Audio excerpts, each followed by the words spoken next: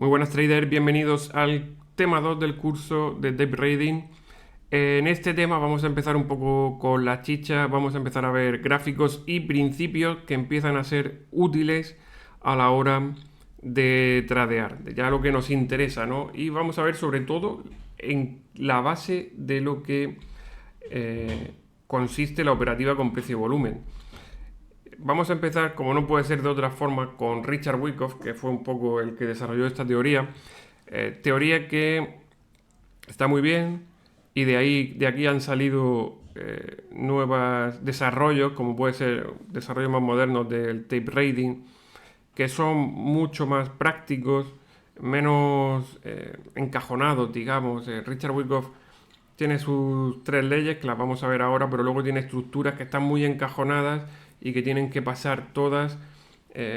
Todas tienen su detalle y al final, sinceramente, no es del todo práctico, sobre todo para operar a nivel intradía. Para que se dé una estructura de Wyckoff necesitas prácticamente todo el día para que la pueda dar, y como normalmente tenemos gap, esas estructuras se rompen al iniciar una nueva sesión, no tienen una continuidad, entonces no es práctico.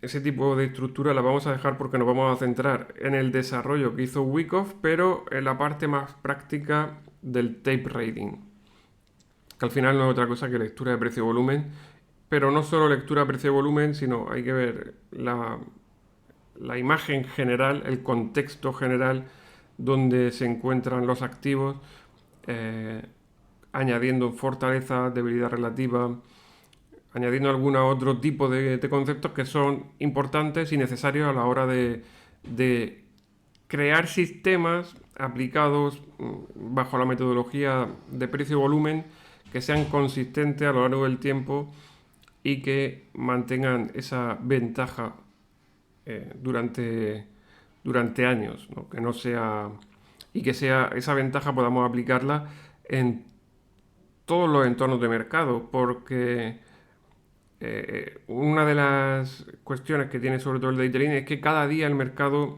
está de una forma distinta.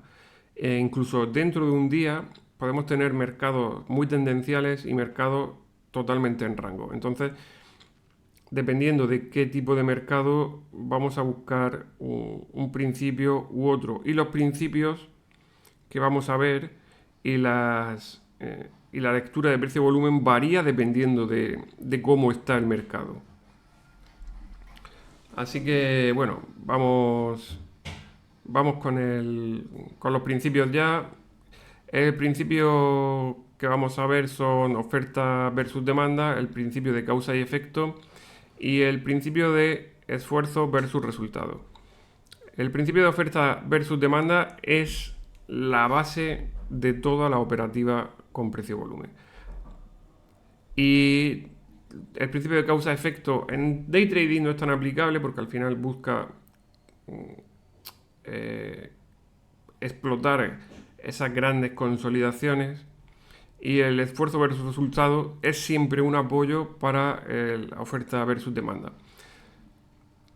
Pero bueno, vamos viendo una a una y empezamos con el oferta versus demanda. Y este principio lo que nos dice es que si la demanda excede la oferta, el precio sube.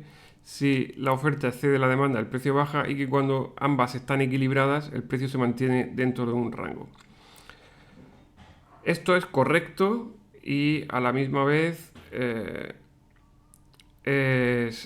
no es del todo cierto, ¿no? Porque dentro de un mismo rango, si un valor está en rango, ese rango dentro de ese rango de precio que nos esté marcando, va a tener dentro desequilibrios igualmente. Desequilibrios que vais a ver luego que son explotables dependiendo del sistema que utilices, ¿no? Tenemos el sistema que utilizamos, que son trade entre Bollinger, precisamente aprovechan estos precios en rango, pero luego buscamos pequeños desequilibrios entre oferta-demanda en temporalidades menores.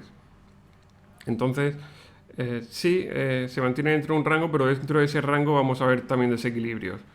Y tampoco quiero explayarme más porque lo vamos a ver todo poco a poco más adelante y lo vais a entender mucho mejor, así que no os preocupéis si os he perdido un poco con el comentario que he hecho.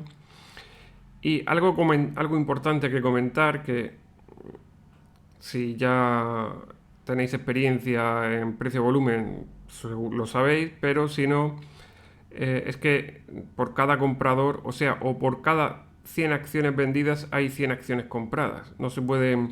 Ese desequilibrio del que se habla entre oferta y demanda, esa forma en que interactúan, es el interés o falta de interés en un activo concreto.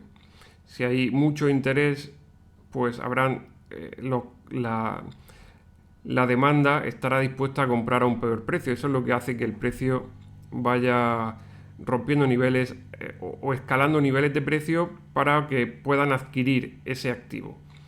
Y cuando la oferta excede la demanda exactamente igual, ¿no? Hay más interesados en quitarse ese activo de encima o en venderlo, y lo que provoca es que mm, tienen que tienen que descender, tienen que vender a un peor precio para poder completar sus ventas. Eso es lo que provoca que el precio suba o baje, pero no que hay más cantidades de acciones vendidas o más cantidades de acciones eh, compradas, ¿vale? No tiene... De hecho, hay detalles en el time of sale que pueden llegar a confusión o si... O pensar, por ejemplo, que en el time of sale, cuando estás viendo que hay print rojos, pensar que es una señal de que el mercado va a caer. No es del todo así, porque hay contextos donde indican justamente lo contrario, como puede ser una capitulación. En una capitulación, ver aumentos de vendedores. De vendedores me refiero a los nuevos participantes que entran al mercado entran vendiendo. Pues que entren en corto, que entren vendiendo muchos nuevos participantes a mercado, printaría en rojo en el time of sale y no es precisamente una señal de que el mercado va a seguir cayendo. En las capitulaciones más bien es una señal de atento porque la caída está terminando.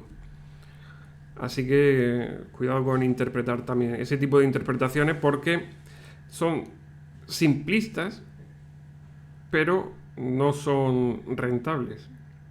Así que hay que aplicar un poco... Por eso digo que hay que buscar el sentido común en la lectura de precio-volumen y bueno, a lo largo del curso lo vamos a ir viendo. Si no has entendido lo que acabo de explicar del time of sale, no te preocupes porque lo vamos a ver también más adelante. El principio causa y efecto, pues trata sobre el hecho de que para que se produzca un efecto debe existir antes una causa proporcional a este. Una actividad pequeña de volumen da como resultado un movimiento pequeño en precio. Y al contrario, ¿no? Si hay mucho volumen negociado, va a haber un gran movimiento después del precio. Esto se utiliza sobre todo tienen el sentido en cuanto a quien opera estructuras de Wyckoff, ¿no? Cuanto mayor sea la estructura de Wyckoff de acumulación o distribución, mayor será después la subida posterior. A nivel intradía no tiene mucha utilidad y tampoco vamos a entrar mucho más en ello porque, lo dicho, creo que operar con estructuras de Wyckoff no es la forma más eficiente. Puede que sí, para ti, si a ti te gustan, pues puedes aplicarlo en intradía, va a costarte, pero si haces el swing, pues no tiene por qué costarte encontrar estructuras. Lo que pasa que, lo dicho, son muy encajonadas, necesitas que pasen demasiado eventos cuando por lógica podemos aprovechar movimientos con menos, sin encajonar tanto lo que estás buscando. Simplemente con que ese principio o o la idea que hay detrás de esas estructuras de acumulación tú la estés viendo en el gráfico, aunque no se esté dando la estructura, puede ser totalmente válido operarlo y nos estaríamos encasillando en una estructura que al final tampoco te va a dar una ventaja. Y por último tenemos el esfuerzo versus resultado. Este es uno de los principios que más utilizamos. Lo utilizamos a diario para la operativa y es una señal excelente de el inicio de un desequilibrio. Tanto esfuerzos positivos como los esfuerzos negativos. Cabe mencionar, vamos a ver en el ejemplo, para Wyckoff resultado positivo es cuando un gran volumen provoca un gran desplazamiento. Y esfuerzo negativo sería cuando un gran volumen no consigue hacer que se produzca un desplazamiento acorde a ese volumen. Vale, como hemos dicho, hasta ahí estoy de acuerdo, pero para mí es incompleto, porque ese esfuerzo va enfocado en un objetivo. Ese esfuerzo podría ir enfocado, como en este caso, en romper una resistencia. Vale, aquí tenemos un gran desplazamiento, pero el esfuerzo es positivo porque esa resistencia la ha terminado rompiendo. Pero si este volumen, en vez de romper, no consiguiera romper y se queda en la base, en la zona de congestión, quiere decir que el objetivo, que era precisamente eliminar a los vendedores que habían aquí, provocando un desequilibrio que provoque ejecutar las salidas de estos vendedores, aumentando aún más el número de compradores, si no consigue ese objetivo, este resultado para mí es negativo, porque no ha roto, no ha conseguido el objetivo por el que se inició ese impulso, ¿no? Que al final es que continúe con el rebote. Y quizás este no sea un ejemplo muy claro, pero vamos a verlo con más ejemplos porque he preparado de la sesión de ayer algunos ejemplos que son interesantes. Bueno, y aquí podemos ver como aquí claramente sí que es negativo. Esto correspondería también, de hecho, los esfuerzos... este movimiento es el típico movimiento de un gap novato en euforia por un movimiento que se extiende al alza, aunque la euforia no se ve tan clara, pero bueno, el esfuerzo negativo, vemos como el mayor volumen provoca que una vela sin cuerpo, ¿no? Sí que tiene rango, el rango más o menos es amplio porque incluiría todo el movimiento del día, pero no termina más arriba de lo que abrió. Y vamos a ver el ejemplo que tenía por aquí, casos interesantes sobre la sesión de ayer. A ver dónde lo tengo. Vale. Esto es Tesla en la sesión de ayer. Vale, esto que vemos aquí es un ejemplo muy, muy claro de lo que sería un esfuerzo, lo que consideraría un esfuerzo negativo. Fijaros que tenemos una zona de congestión aquí. Las zonas de congestión son zonas donde ha habido bastante pelea, son zonas que acumulan mucho volumen y son zonas de resistencia. Suelen ser, si las atacamos por abajo, son zonas de resistencia, si las atacamos por arriba, son zonas de soporte. ¿A qué nos referíamos? Pues fíjate cómo podemos ver cómo esta vela sí que tiene más volumen, tiene un alto desplazamiento, pero ese desplazamiento no consigue romper el soporte, la resistencia. Para mí eso es un esfuerzo negativo, porque además el impulso nace de muy abajo, hace el esfuerzo después de una subida importante y termina por no conseguir seguir subiendo, ¿no? Este tipo de trade que veis, fijaros que podría dar una oportunidad en la parte alta de la Bollinger con salida en la parte inferior, es un ejemplo muy claro de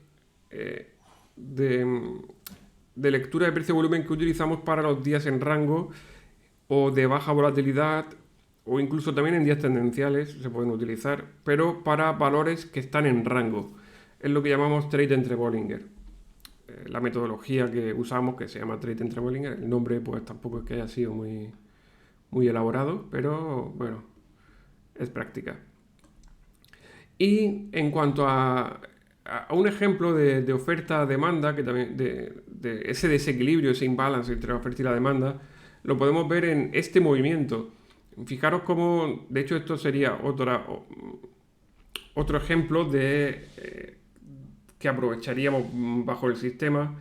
Esto es un intento de rebote, el valor intenta rebotar, fijaros que también hace el esfuerzo por romper el nivel. Tendríamos un doble suelo aquí, que si lo tradeas de forma clásica, daría aquí entrada, ¿no? Entonces, ¿por qué se produce esa explosión después a la baja? Bueno, todos los que confiaron en este posible rebote tienen que empezar a cerrar posiciones.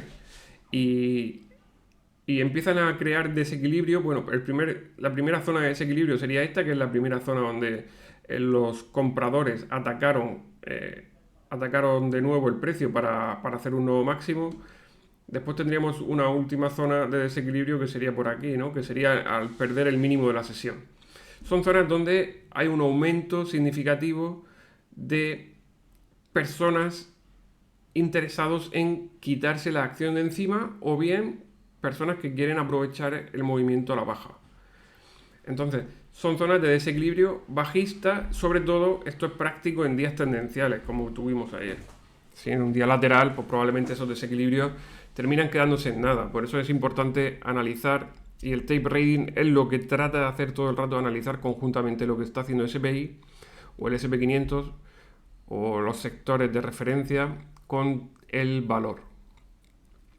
Bueno, además quien lleve algo más de tiempo pues puede ver cómo redondea el precio, cómo el volumen también redondea, nos está dando indicaciones de compradores exhaustos y es una señal también de alerta bajista. Lo veremos, ¿no? Quien esté iniciando lo veremos de nuevo. Pero bueno, ese desequilibrio, como hemos dicho aquí, el desequilibrio vemos que se da en una estructura mucho más grande. Pero aquí, esto que se produce aquí es un desequilibrio en sí mismo. Es un valor que intenta romper, aumenta muchísimo el volumen a la ruptura del mínimo del entero, del 164.00, y vemos como el esfuerzo que necesita para subir es mucho menor, porque fijaros el volumen que tiene esta vela roja con cola de suelo que intenta caer, lo absorbe totalmente anulado con mucho menos volumen en la siguiente vela. Bueno, aquí hay un imbalance también, aquí hay un desequilibrio comprador que se puede aprovechar para buscar el largo o no, depende de cómo cada uno, el tipo de operativa. Pero para que veáis que dentro de un mismo rango, de un rango más amplio, vemos también zonas de desequilibrio que son explotables, y el sistema lo que trata de hacer, en los sistemas por lo menos que nosotros realizamos, tratan en todo momento de buscar movimientos que puedan pasar, que puedan ser discretos, que puedan no llamar la atención, para alejarnos un poco de las entradas de la masa. De esa forma, pues tratar de que los trades se arruinen lo menos posible, porque la masa arruina los trades. Y bueno, y aquí lo que se produce es una capitulación después de una caída vertical, y de nuevo se produce un desequilibrio. Es que los desequilibrios están constantemente... ¿Por qué? Los movimientos de capitulación se provocan desequilibrios a partir de el movimiento en pánico, la entrada masiva de vendedores provoca que al no existir después vendedores, porque han salido todos, el precio tiene que rebotar si hay alguien que quiera comprar. Y es lo que provoca este tipo de rebotes. No necesita volumen después para rebotar, simplemente porque no hay nadie dispuesto a vender, porque ya han vendido. ¿Vale? Y bueno, y son movimientos aprovechables también, y donde vamos a empezar a ver, bueno, esto es simplemente un ejemplo de lo que vamos a empezar a ver para entender dónde están las oportunidades de trading. Y claro, todo esto bajo una perspectiva lógica y siempre metódica, que no sea a ver cómo me levanto hoy, cómo me levanto a interpretar, ¿no?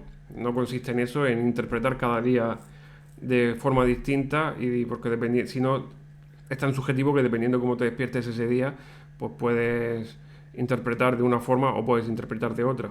Al final es siempre metódico, no va a funcionar siempre, fallará, pero es que eso es el trading. Estadísticas, probabilidades. Espero que os haya gustado. Nos vemos en el siguiente vídeo y suscribiros si queréis más contenido como este porque vamos a estar ahí todas las semanas. Un saludo.